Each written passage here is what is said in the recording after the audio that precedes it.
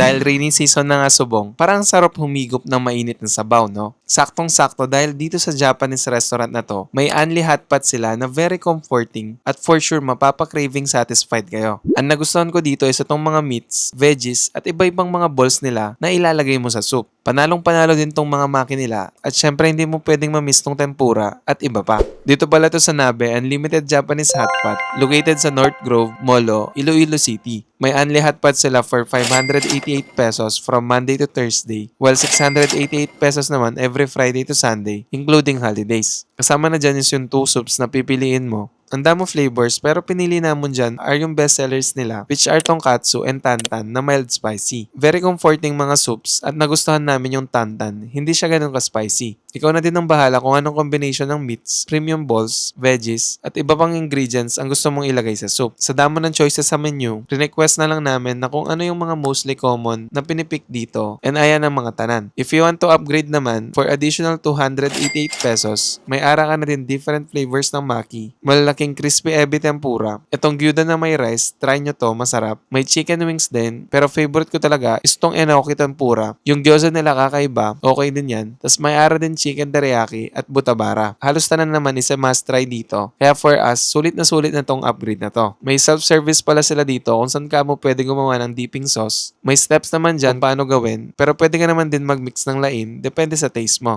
So very nami ang place, ang elegant, malaki, spacious, madamo seats. May second floor din sila and private room for events and celebrations. Share lang namin na sobrang special sa amin tong Nabe. Kasi nung nagsa-start pa lang kami ni Ina gumawa ng content, sila yung first na nag-invite sa amin. Kaya very thankful talaga kami. Anyway, siguradong magugustuhan mo ang overall experience mo dito dahil namit ang mga food and the best ang customer service nila. So if cravings mo this rainy season ng mainit na sabaw, we recommend na i-try nyo dito sa Nabe Unlimited Japanese Hot Pot. Siguradong magugustuhan nyo to. So kami palang The Hungry Chef. We do food and travel contents. Follow nyo naman kami for more. Okay? Bye!